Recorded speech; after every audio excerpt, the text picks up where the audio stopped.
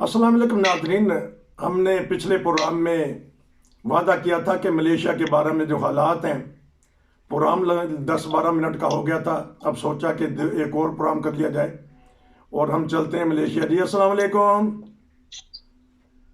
वालेकुम सलाम। क्या हाल है नसीर साहब, ठीक ठाक हैं? शुक्र अल्हम्दुलिल्लाह। अच्छा, बात वहीं से हम शुरू करेंगे ताकि तसलसल बरकरार रहे। लेकिन एक दो चीज़ें आपसे जी ज़मनन पूछ लेता हूँ।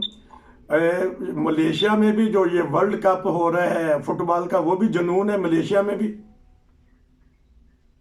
जी, मलेशिया में तो बहुत ज्यादा जुनून है। जैसे हमारे पाकिस्तान में क्रिकेट का जुनून है। हर गली मोहल्ले में लोगों ने छोटी छोटी ग्राउंडें बनाई हुई हैं, क्रिकेट खेलते हैं बच्चे भी बड़े भी। ठीक। यहाँ क्रिकेट नहीं है, लेकिन फुटबॉल का हर दूसरे मलेशियन को शौक है, हर दूसरे। अच्छा, तो बताएं जी। कि कौन से मुल्क की टीम को पसंद करते हैं और कौन से खिलाड़ी को पसंद करते हैं, और आपकी क्या किस में दिलचस्पी है? इनकी तो पहले अपनी तो कोई टीम नहीं थी। अभी सुना है इन्होंने कोई इंटरनेशनल लेवल की टीम बनाई है, मैं जानता नहीं उसको। लेकिन जब इनकी अपनी टीम नहीं थी और फीफा वर्ल्ड कप चलता था तो ये बैठ जाते थे। जिस तरफ भी गोल होता था ये वो उसको एंजॉय करते थे। और यहाँ पे इनकी कोई खास टारगेट नहीं होता था। अच्छा। और अगर कोई भी टीम जीत गई है तो ये उसके साथ ही सेलिब्रेट करते थे। अमल, जी क्योंकि खुशी की बात है, 30-35 साल पहले पाकिस्तान में चंद लोगों को ही पता होता था, लेकिन आजकल तो जब पाकिस्तानी नौजवान हैं, उनको पता है कि मैनचेस्टर क्या है, बुंडेसलीगा जर्मनी की क्या है, स्पेन की क्या है, इटली की क्या है। बहरहाल खुशी की बात है। फुटबॉल जो वर्ल्ड कप है वो पूरी दुनिया में देखा और पसंद किया जाता है। बहरहाल कल अर्जेंटाइन हार गया है सऊदी अरब से, पहला झटका लगा है, हमने खबर भी दी है। बहरहाल देखते हैं कि शुरू शुरू में ऐसा ही होता है कि जो टीमें हार जाती हैं बाद में फिर उभर के सामने आती हैं। बहरहाल आपको क्या कैसा महसूस हुआ है, मेसी की टीम हार गई है? नहीं, मैं तो अगर कोई हार गई है तो उसके लिए अगर कोई एडवाइस पूछे तो यही है कि अगली दफा जो है वो अच्छी तैयारी के साथ आए। और जो जीत गए हैं उनके लिए यही है कि आप मजीद अपनी ग्राउंड अच्छी बनाएं और खेलते जाएं। चलें, ज़बरदस्त। अच्छा, जी अब बात करेंगे वहीं से जो हमारे असाइलम वाले आते हैं, बिलखसूस पाकिस्तान से जो आते हैं, उनकी बात हो रही थी।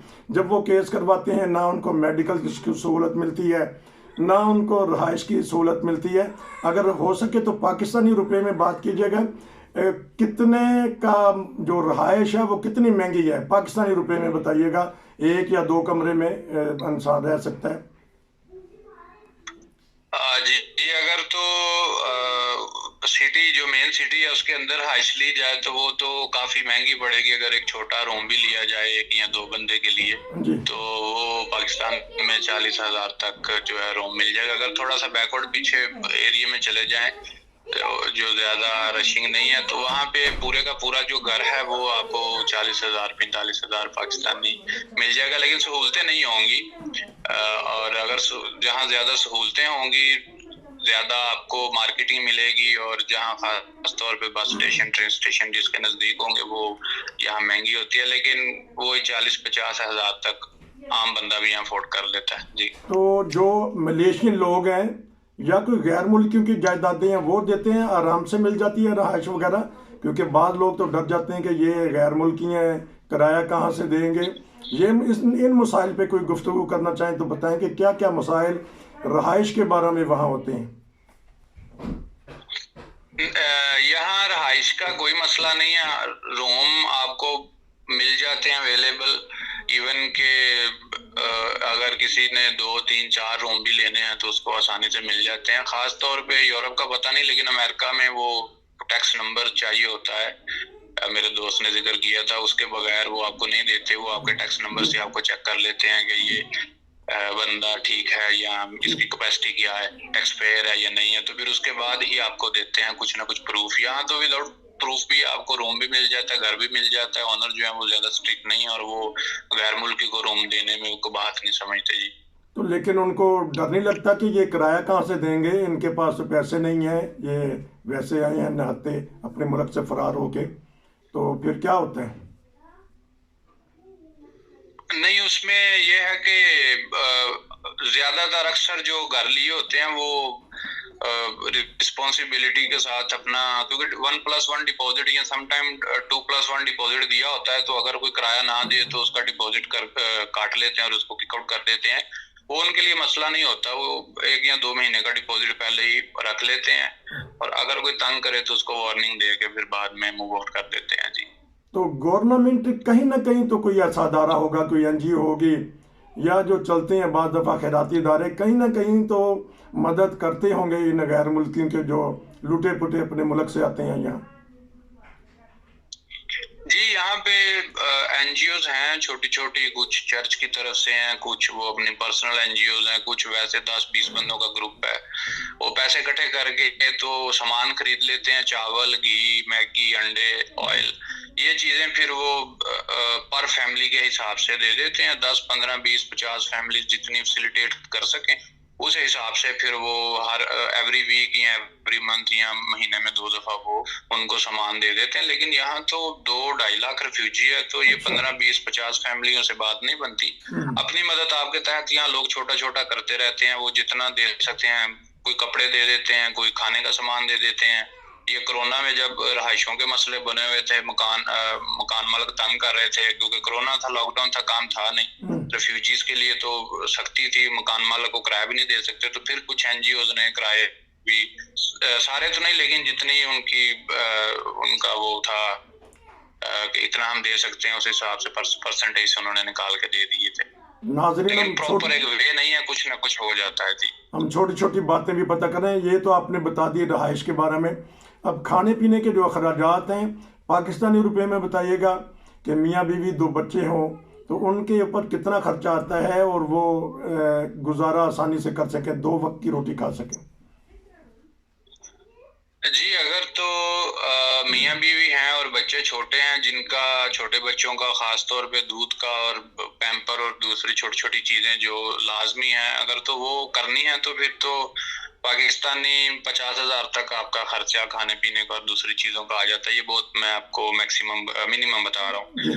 और अगर नॉर्मल देखा जाए, जिसमें से बच्चों के जो स्कूल जाने वाले हैं उनके स्कूल की फीसें और वो स्कूल का सेपरेट साइड पे रख के सिर्फ खाने पीने का देखा जाए, तो वो मियाँ बीवी और 2 बच्चे 600-700 रिंगिट यानी 40,000 42,000 पाकिस्तानी में गुजारा कर सकते हैं।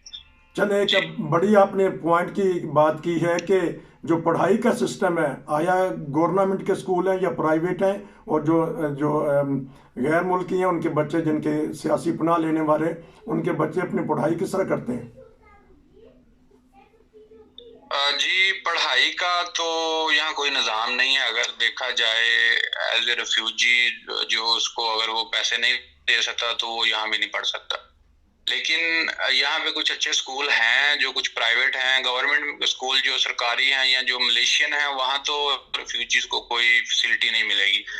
अगर आपने वहाँ जाना है तो वहाँ फीस भी बहुत ज्यादा हाई है। लेकिन कुछ प्राइवेट स्कूल हैं जिनका सिलेबस ऑक्सफोर्ड का है और वो बच्चों को अच्छी मेयारी तालीम देते हैं, तो वहाँ अगर बच्चे को लेके जाया जाए तो वो भी सालाना जो फीस है, अगर 2 बच्चे होंगे तो पाकिस्तान जो है, पाकिस्तानी तकरीबन 1-1.5 लाख रुपया सालाना फीस 2 बच्चों की लग जाएगी, जिसमें सिर्फ उनकी माहाना फीस होगी और उसके बाद उनका कुछ एग्जाम की या कुछ जो छोटी मोटी उसमें खर्चे आ जाते हैं, सिलेबस आ गया नया या बुक ले ली या यूनिफॉर्म चेंज कर दिया, तो ये कुल मिला के 1.5 लाख तक पाकिस्तानी 2 बच्चों का सालाना जो है वो लग जाता है। अगर आप प्राइवेट स्कूल और जो ऑक्सफोर्ड सिलेबस वाला वहाँ आप एडमिशन लेके देते हो। अगर सरकारी तो सरकारी लेते ही नहीं है, यूएन को अगर लेंगे तो वो बहुत ज्यादा है, वो 2.5, 3, 4 लाख तक हो जाएगा, जिसमें से आने जाने का जो खर्चा है बच्चों का, वो जो गाड़ी है या ट्रेन पे जाना है वो लेता है। जी, अच्छा, हमने ना 2-3 पॉइंट पे बात की है, मेडिकल, रहाइश और पढ़ाई और खाना पीना। अगर इसका मतलब है कि पाकिस्तानी 1.5 से 2 लाख रुपया हो तो फिर मियाँ बीवी का वहाँ बामुश्किल गुजारा होता है, क्या यह मैं सही समझाऊं? जी, ये तो कुछ चीजें मैंने आपको सालाना कैलकुलेट भी कर दी हैं, लेकिन अगर रहाइश देखी जाए 50,000 तक रहाइश कर लें, जो ठीक हो ना, ज्यादा जो है वो वो पुअर एरिया में हो, जो बैकवर्ड हो, जहाँ आप रात को बाहर ही नहीं निकल सकते, अच्छा चोरी और वो डकैती वाला। अगर आप अच्छे एरिया में रहते हैं और बच्चे स्कूल भी जाते हैं खाते पीते हुए, तो पाकिस्तानी 1,10,20,000 तक आपका माहाना खर्चा हो सका यहाँ पे जी। हाँ जी, कि भी 1.5 लाख रुपया, लेकिन वो अब इस जो फैमिली है उसको खुद ही करना पड़ेगा, चाहे वो यूरोप से मंगवाए चाहे वो पाकिस्तान से मंगवाए, ठीक यही है? जी जी, वो खुद फैमिली अपने सर पे ही करेगी, उसको कोई यहाँ पे मदद नहीं मिलेगी। वो खुद लेके साथ आते हैं, या उनके कोई रिश्तेदार उनको सपोर्ट करते हैं, तो वो उनका अपना मैटर है। इस मैटर में उनको कोई भी सपोर्ट नहीं करेगा। रूम का रेंट भी नहीं होगा तो मालिक मकान आपको बाहर निकाल देगा। यहाँ ऐसी सिचुएशन भी हो जाती है जी।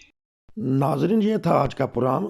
बातें भी बहुत सी हैं, इंशाल्लाह हम आपको अगले प्रोग्राम में वो दिखाएंगे और बताएंगे।